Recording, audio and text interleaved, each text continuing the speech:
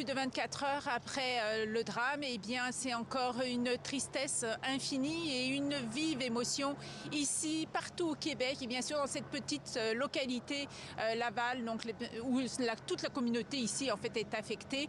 Et derrière moi, justement, il y a actuellement le Premier ministre du Québec, François Legault, qui est là, à la tête d'une importante délégation avec d'autres ministres, avec des députés de la région, mais aussi avec les chefs des partis de l'opposition qui sont là, donc une classe politique unifiée pour apporter son soutien aux familles des victimes.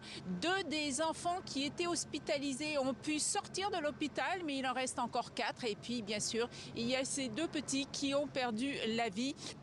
Et finalement, tout le monde se pose la question ici, pourquoi ? Pourquoi poser un tel geste? Pourquoi s'en prendre à ces victimes, à ces enfants, ces petits innocents finalement? Et pour l'instant, nous n'avons pas la réponse à cette question. En fait, a priori, rien ne laissait présager que cet homme de 51 ans allait poser ce geste tragique. Il était employé à la Société de transport de Laval depuis des dizaines d'années. On sait qu'il n'a pas fait appel à des services sociaux pour avoir, par exemple, de l'aide pour des problèmes de santé mentale, mais bien sûr, tout le monde se pose la question en ce qui concerne l'état de sa santé mentale.